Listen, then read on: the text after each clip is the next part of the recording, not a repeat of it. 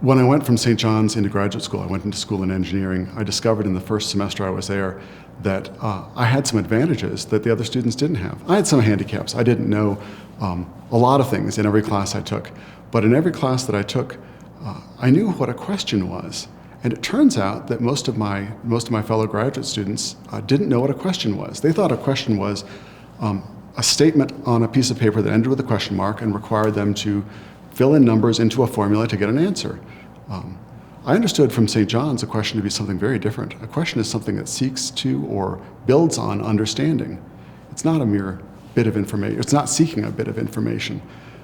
So when I got to graduate school and the faculty would assign problem sets or ask us questions, I treated them as questions. This is an observation about the world that asks for inquiry and understanding.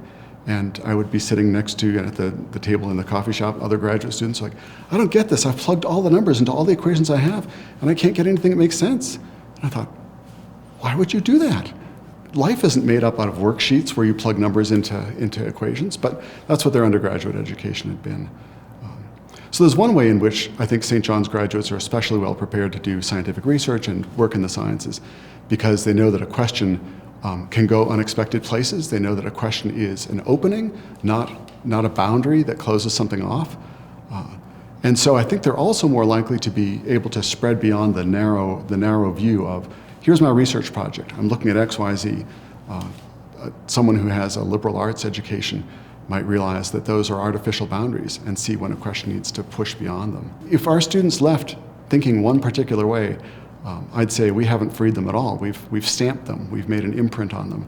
So the St. John's graduate being representative of the motto, I think, is represented by the rich ways in which they go on into the world and have used that increased breadth of thinking and of compassion and of understanding of others to do something or find a place. I'm Eric Poppele. I'm a tutor at the college. I'm also an alumnus of the program.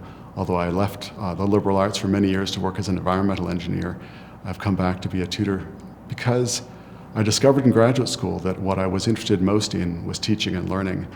And I also discovered in graduate school as an engineer that what most school programs do has to do with research, it has to do with packing lecture halls, it has to do with conveying information. And I became more and more convinced the more I studied that conveying information isn't education and receiving information isn't education. So I found my way back to St. John's as a tutor, and now I'm working as the director of laboratories.